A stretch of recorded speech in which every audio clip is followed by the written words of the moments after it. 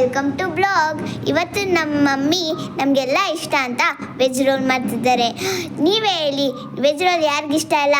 ಚಿಕ್ಕವರಿಂದ ದೊಡ್ಡವ್ರ ತನಕನೂ ಇಷ್ಟ. ಈಗ ವೆಜ್ ರೋಲ್ ಹೆಂಗೆ ಮಾಡೋದು ಅಂತ ತಿಳಿಸ್ಕೊಡ್ತೀನಿ.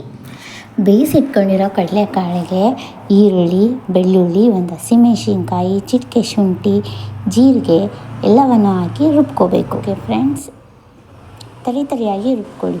ನಂತರ ಇದರ ಮಿಶ್ರಣಕ್ಕೆ ಧನಿಯಾ ಪುಡಿ, ಅಚ್ಕಾರದ ಪುಡಿ, ಸ್ವಲ್ಪ ಚಿಟಿಕೆ ಅರಿಶಿಣದ ಪುಡಿ, ಉಪ್ಪು, ಕ್ಯಾರೆಟು, ಈರುಳ್ಳಿ, ಕ್ಯಾಪ್ಸಿಕಮ್ಮು ಎಲ್ಲ ಹಾಕಿ ಚೆನ್ನಾಗಿ ಬೈಂಡಿಂಗ್ ಮಾಡಿಕೊಂಡು ಉಂಡೆ ಮಾಡ್ಕೋಬೇಕು. ಉಂಡೆ ಮಾಡಿದ ನಂತರ ಈ ಥರ ಚಿರೋಟಿ ರವೆಗೆ ರೋಲ್ ಮಾಡಿ ತಟ್ಟಿ ಇಟ್ಕೊಳ್ಳಿ. ಅದನ್ನು ಬರೀ ಒಂದು 4 ಸ್ಪೂನ್ ಆಯಿಲ್ ಹಾಕಿದ್ರೆ ಸಾಕು.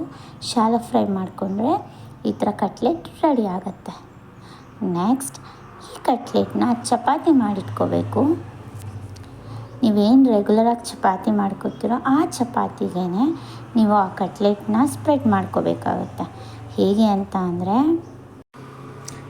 ಚಪಾತಿಗೆ ಚಿಲ್ಲಿ ಸಾಸ್ನ ಸ್ಪ್ರೆಡ್ ಮಾಡಿ, ನಂತರ ಅದಕ್ಕೆ ಟೊಮೊಟೊ ಸಾಸ್ನ ಸ್ಪ್ರೆಡ್ ಮಾಡಿ, ನೀವೇನು ಕಟ್ಲೆಟ್ ಮಾಡ್ಕೊಂಡಿದ್ದೀರಾ ಅದನ್ನ ಚಿಕ್ಕದಾಗಿ ತುಂಡುಗಳನ್ನ ಮಾಡಿ ಅದರ ಮೇಲೆ ಹಾಕಿ, ನಂತರ ಅದರ ಮೇಲೆ ಒಂಚೂರು ಟೊಮೊಟೊ ಸಾಸ್,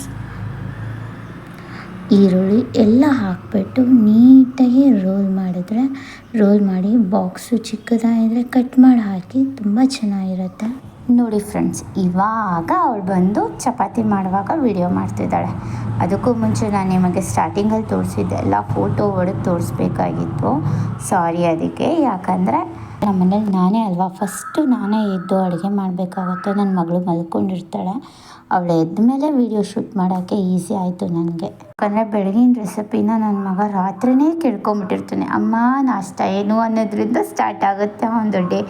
ಸೊ ಅವನಿಗೋಸ್ಕರನೇ ಸ್ಪೆಷಲಾಗಿ ಯೋಚನೆ ಮಾಡಿರೋ ಅಂಥ ರೆಸಿಪಿ ಇದು. ಸೊ ನಿಮ್ಗೆ ಇಷ್ಟ ಆದರೆ ಲೈಕ್ ಮಾಡಿ, ಶೇರ್ ಮಾಡಿ, ಕಮೆಂಟ್ ಮಾಡಿ.